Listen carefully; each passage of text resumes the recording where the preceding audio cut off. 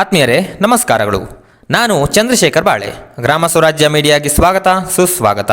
ನೀವು ಗ್ರಾಮ ಸ್ವರಾಜ್ಯ ಮೀಡಿಯಾಗೆ ಹೊಸಬರಾಗಿದ್ದಲ್ಲಿ ಕೆಳಗೆ ಕಾಣೋ ಸಬ್ಸ್ಕ್ರೈಬ್ ಬಟನ್ ಅನ್ನು ಒತ್ತಿ ಹಾಗೂ ಪಕ್ಕದಲ್ಲಿರೋ ಬೆಲ್ ಐಕಾನ್ ಅನ್ನು ಕ್ಲಿಕ್ ಮಾಡಿ. ಇದರಿಂದ ನಾವು ಮುಂದೆ ಅಪ್ಲೋಡ್ ಮಾಡುವ ವಿಡಿಯೋಗಳು ನಿಮಗೆ ನೋಟಿಫಿಕೇಶನ್ ಮುಖಾಂತರ ಬರುತ್ತದೆ.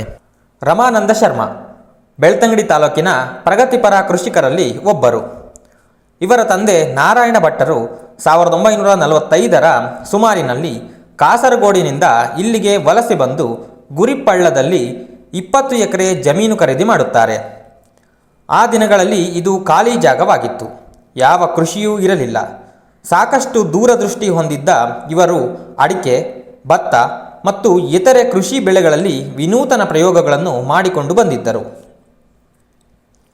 ಅವರ ಕಾಲ ನಂತರದಲ್ಲಿ ಇದೀಗ ರಮಾನಂದ ಶರ್ಮಾ ತಮ್ಮ ಸಹೋದರರಾದ ವಿಷ್ಣು ಮತ್ತು ರಾಧಾಕೃಷ್ಣರ ಜೊತೆಗೂಡಿ ಕೃಷಿ ಕಾಯಕದಲ್ಲಿ ನಿರತರಾಗಿದ್ದಾರೆ. ಇವರದ್ದು ಕೂಡು ಕುಟುಂಬ. ಎಲ್ಲರಿಗೂ ಮದುವೆಯಾಗಿದೆ. ಆದರೆ ಒಂದೇ ಮನೆಯಲ್ಲಿ ಅನ್ಯೋನ್ಯತೆಯಿಂದ ಬಾಳ್ವೆ ನಡೆಸುತ್ತಿದ್ದಾರೆ. ಕೃಷಿಯೂ ಸೇರಿದಂತೆ ಎಲ್ಲ ಕೆಲಸ ಕಾರ್ಯಗಳ ಜವಾಬ್ದಾರಿಯನ್ನು ಹಂಚಿಕೊಂಡು ನಿರ್ವಹಿಸುತ್ತಾರೆ. ಯಾವುದೇ ಭಿನ್ನಾಭಿಪ್ರಾಯಗಳು ಇಲ್ಲ. ಈ ಕುಟುಂಬಕ್ಕೆ ಒಟ್ಟಾರೆಯಾಗಿ 20 ಎಕರೆ ಜಮೀನಿದೆ. ಅದರಲ್ಲಿ 6 ಎಕರೆ ಅಡಿಕೆ ಕೃಷಿ ಮಾಡಿದ್ದಾರೆ. 6 ಎಕರೆಯಲ್ಲಿ ಭತ್ತ ಬೆಳೆಸುತ್ತಾರೆ. ಇನ್ನುಳಿದಂತೆ ಕಾಳುಮೆಣಸು, ಗೇರುಬೀಜ, ತೆಂಗು, ಹಲಸು, ಮಾವು, ತರಕಾರಿ ಕೃಷಿ ಎಲ್ಲವೂ ಇದೆ. ಇವರದ್ದು ಅಪ್ಪಟ ಸಾವಯವ ಕೃಷಿ. ವಾಣಿಜ್ಯ ರೂಪದಲ್ಲಿ ಹೈನುಗಾರಿಕೆಯನ್ನು ಇವರ ಕುಟುಂಬದ ಕಳೆದ 50 ವರ್ಷಗಳಿಂದಲೂ ನಿರ್ವಹಿಸಿಕೊಂಡು ಬಂದಿದೆ. ದೇಸಿ ಹಸುಗಳನ್ನೇ ಇವರು ಸಾಕುವುದಾದ್ದರಿಂದ ಗುಣಮಟ್ಟದ ಆರೋಗ್ಯ, ಗುಣಮಟ್ಟದ ಗೊಬ್ಬರ ಕೃಷಿಗೆ ಒದಗುತ್ತದೆ. ನೀರಿಗೆ ಒಂದು ದೊಡ್ಡ ಕೆರೆ ಇದೆ.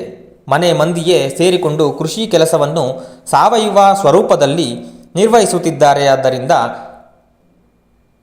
ಖರ್ಚು ಕಡಿಮೆ. ಅಡಿಕೆ ಕೃಷಿಯಲ್ಲಿ ಎಕರೆಗೆ ಸರಾಸರಿ 10 ಕ್ವಿಂಟಾಲ್ ಬೆಟ್ಟೆ ಅಡಿಕೆ ಮಾರಾಟಕ್ಕೆ ಸಿಗುತ್ತದೆ. ಇಂದು ಅಡಿಕೆಗೆ ಮಾರುಕಟ್ಟೆ ದರ ಏರಿರುವುದರಿಂದ ಉತ್ತಮ ಆದಾಯವಿದೆ. ತೆಂಗು ಬೆಳೆಯನ್ನು ದೊಡ್ಡ ಮಟ್ಟದಲ್ಲಿ ಮಾಡುವ ಇವರು ತೆಂಗಿನಕಾಯಿ ಮಾರಾಟ ಮಾಡುವುದಿಲ್ಲ. ಅದನ್ನು 18 ತಿಂಗಳು ಅಟ್ಟದಲ್ಲಿಟ್ಟು ಒಣಗಿಸುತ್ತಾರೆ. ನಂತರ ಹೊರತೆಗೆದು 3 ದಿನ ಬಿಸಿಲಿಗೆ ಹಾಕಿ ಎಣ್ಣೆ ತೆಗೆಯುತ್ತಾರೆ. ಇವರು ಉತ್ಪಾದಿಸುವ ಕೊಬ್ಬರಿ ಎಣ್ಣೆಗೆ ಭಾರೀ ಬೇಡಿಕೆ ಇದೆ. ಗ್ರಾಹಕರು ಮನೆಗೆ ಬಂದು ಖರೀದಿ ಮಾಡಿಕೊಂಡು ಹೋಗುತ್ತಾರೆ. ಎಣ್ಣೆ ಮಾಡಿದ ಮೇಲೆ ಅದನ್ನು ಬೇರೆ ದೊಡ್ಡ ಡ್ರಮ್ಮಿಗೆ ಹಾಕಿ ಫಿಲ್ಟ್ರ್ ಮಾಡಬೇಕು. ಯಾವುದೇ ಒಂದು ನಾವು ಉಪಯೋಗಿಸಬೇಕಿದ್ರೆ, ಇಲ್ಲದರಲ್ಲಿ ಮಡ್ಡು ಎಲ್ಲ ಬರ್ತದೆ. ಆ ಮಡ್ಡನ್ನು ತೆಗಿಬೇಕಿದ್ರೆ ಒಂದು 10 ದಿವಸದಿಂದ 15 ದಿವಸಗಳ ಕಾಲ ನಾವು ಒಂದು ಪಾತ್ರೆಯೊಳಗೆ ಹಾಕಿಟ್ಟು ಅದನ್ನು ಫಿಲ್ಟ್ರ್ ಮಾಡುವ ರೀತಿಯಲ್ಲಿ ಮಾಡಬೇಕು. ಆಮೇಲೆ ನಾವು ಉಪಯೋಗಿಸಲಿಕ್ಕೆ ಆಗ್ತದೆ. ಅದು ಎಣ್ಣೆಗಾಣದಲ್ಲಿ ಸಹ ಹಾಗೆ ನಮ್ಮ ಉಪಯೋಗಕ್ಕೆ ಸ್ವಲ್ಪ ಇಟ್ಕೊಂಡು ಬಾಕಿದ್ದು ಹೆಚ್ಚಿನದ್ದನ್ನು ನಾವು ಹೊರಗೆ ಸೇಲ್ ಮಾಡ್ತೇವೆ. ಸುಮಾರು 20 ಜೇನು ಪೆಟ್ಟಿಗೆಗಳನ್ನು ಇಟ್ಟಿದ್ದಾರೆ. ಒಂದೊಂದು ಪೆಟ್ಟಿಗೆಯಲ್ಲೂ 20 kgಯಷ್ಟು ಜೇನು ಸಿಗುತ್ತದೆ. ಪರಾಗಸ್ಪರ್ಶ ಪ್ರಕ್ರಿಯೆ ಸರಾಗವಾಗಿ ಆಗುತ್ತದೆ. ಭತ್ತದ ಕೃಷಿಯಲ್ಲಿ ಇವರು ನಿಪುಣರು. ಆ ಭಾಗದಲ್ಲಿ ಎಲ್ಲರೂ ಭತ್ತದ ಕೃಷಿ ತೊರೆದು ಅಡಿಕೆ ಸಸಿ ಹಾಕಿದ್ದರೂ ಇವರು ಭತ್ತದ ಕೃಷಿಯನ್ನು ಬಿಟ್ಟಿಲ್ಲ. ಪರಂಪರಾಗತವಾಗಿ 5-6 ದಶಕಗಳಿಂದಲೂ ಭತ್ತದ ಕೃಷಿ ನಿರಂತರವಾಗಿ ಮಾಡುತ್ತಿದ್ದಾರೆ. ಎಕರೆವಾರು ಲೆಕ್ಕಾಚಾರದಲ್ಲಿ ಹೇಳುವುದಾದರೆ 1 ಎಕರೆಗೆ 13ರಿಂದ 15 ಕ್ವಿಂಟಾಲ್ ಭತ್ತದ ಇಳುವರಿ ಬರುತ್ತದೆ.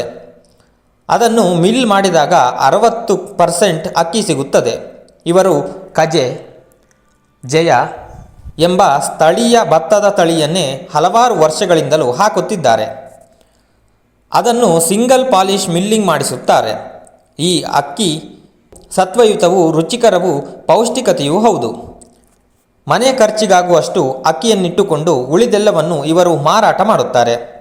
ಇವರಿಂದ ಅಕ್ಕಿ ಕೊಳ್ಳಲು ಪೈಪೋಟಿಯಲ್ಲಿ ಮನೆಗೆ ಗ್ರಾಹಕರು ಬರುತ್ತಾರೆ.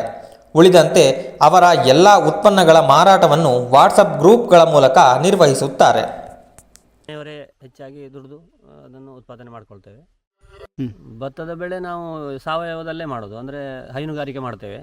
ಹೈನುಗಾರಿಕೆಯಲ್ಲಿ ಗೊಬ್ಬರ ಅಥವಾ ಸ್ಲರಿ ನೀರು ಇಂಥದ್ದನ್ನೆಲ್ಲ ನಾವು ತೋಟಕ್ಕೂ ಉಪಯೋಗಿಸ್ತೇವೆ, ಗದ್ದೆಗೂ ಉಪಯೋಗಿಸ್ತೇವೆ. ಗೊಬ್ಬರವನ್ನು ಯಾವ ಗದ್ದೆಗಳಿಗೆ ಬೇಕು ಅಂತ ನೋಡಿಕೊಂಡು ಮಳೆಗಾಲದಲ್ಲಿ ಫಸ್ಟ್ ಬೆಳೆ ಮಾಡುವತ್ತಿಗೆ ಗೊಬ್ಬರ ಹಾಕಿ ಭತ್ತದ ಗದ್ದೆಗೆ ನಂತರ ಅದೇ ರೀತಿಯಲ್ಲಿ ಹೂಟೆ ಮಾಡಿ ಸರಿಯಾದ ಮಳೆಗಾಲ ಬಂದ ಮೇಲೆ ಬಿತ್ತುತ್ತೇವೆ. ಅದು ನೇರ ಬಿತ್ತನೆ ಮಾಡ್ತೇವೆ ನಾವು ಕಜೆ ಜಯ ಅಂತ ಹೇಳುವಂಥ ಒಂದು ಬೀಜವನ್ನು ನಾವು ಆರಿಸ್ಕೊಂಡಿದ್ದೇವೆ ಈಗ ಸದ್ಯ ಒಂದು 6 ವರ್ಷದಿಂದ ಈಚೆಗೆ. ಅದನ್ನೇ ನಾವು ಬೆಳಿತೇವೆ. ಅದು ನಮ್ಮ ಆರೋಗ್ಯಕ್ಕೆ ಒಳ್ಳೆಯದು. ಕಜೆ ಜಯ ಅಂತ ಹೇಳುವಂಥದ್ದು ತುಂಬ ರುಚಿ ಇರ್ತದೆ ಊಟಕ್ಕೆ ಸಹ, ಗಂಜಿ ಎಲ್ಲ ಮಾಡಿದರೆ. ಮತ್ತು ನಾವು ಮಾಡಿದ ಭತ್ತ ಅಕ್ಕಿ ಮಾಡಿ ತಂದ ಮೇಲೆ ನಾವು ಮಿಲ್ಲಿಗೆ ಕೊಂಡೋಗಿ ಅಕ್ಕಿ ಮಾಡ್ತೇವೆ. ನಾವೊಂದು ಇದು ನಾವು ಇಟ್ಕೊಳ್ಳಿಲ್ಲ ಇಲ್ಲಿ, ಮಿಲ್ಲಿಗೆ ಕೊಂಡೋಗಿ ಅದೊಂದರೆ ಒಳ್ಳೆ ಮಿಲ್ಲು ನಮಗೆ ಸಿಕ್ಕಿದೆ. ಎಂತ ಬೆಳ್ತಂಗಡಿಯಲ್ಲಿ ಒಂದು ಸಹಕಾರಿ ಮಿಲ್ಲು ಅಂತ ಉಂಟು. ಆ ಮಿಲ್ಲಿನಲ್ಲಿ ನಾವು ಅಕ್ಕಿ ಮಾಡೋದು.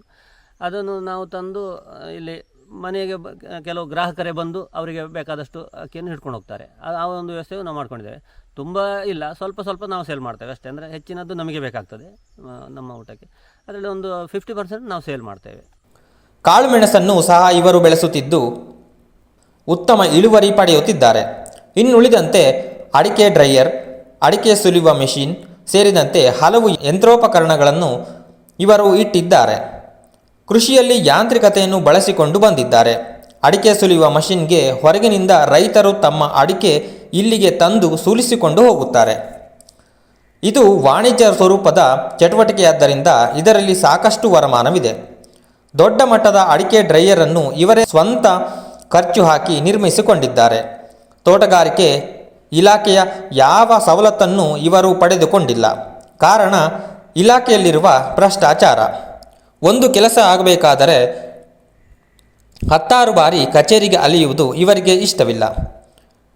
ಅದೇ ವೇಳೆಯನ್ನು ಕೃಷಿ ಕೆಲಸಗಳಿಗೆ ವಿನಿಯೋಗಿಸಿದರೆ ಹೆಚ್ಚಿನ ಪ್ರತಿಫಲ ಸಿಗುತ್ತದೆ ಎಂದು ಅವರ ಅಭಿಪ್ರಾಯ. ಕೂಡು ಕುಟುಂಬದಲ್ಲಿ ಸಂತೃಪ್ತಿ ಮತ್ತು ನೆಮ್ಮದಿಯನ್ನು ಕಂಡುಕೊಂಡಿದ್ದಾರೆ. ಕೃಷಿಯಿಂದ ಒಳ್ಳೆಯ ವರಮಾನ ಬರುತ್ತಿದೆ. ಇವರು ಎಲ್ಲ ಕೃಷಿಕ ರೈತರಿಗೂ ಮಾದರಿಯಾಗಿದ್ದಾರೆ. ಮುಂದಿನ ವಿಡಿಯೋದಲ್ಲಿ ಮತ್ತೊಬ್ಬ ರೈತರ ಬಗ್ಗೆ ಮಾತಾಡೋಣ. ನಿಮಗೆ ಈ ವಿಡಿಯೋ ಇಷ್ಟ ಆಗಿದ್ದಲ್ಲಿ ತಮ್ಮ ಕಾಮೆಂಟ್ಗಳನ್ನು ಹಂಚಿಕೊಳ್ಳಬೇಕೆಂದು ಗ್ರಾಮ ಸ್ವರಾಜ್ಯದಿಂದ ಕೇಳಿಕೊಳ್ಳುತ್ತಿದ್ದೇವೆ. ಧನ್ಯವಾದಗಳೊಂದಿಗೆ ಗ್ರಾಮ ಸ್ವರಾಜ್ ಮೀಡಿಯಾ.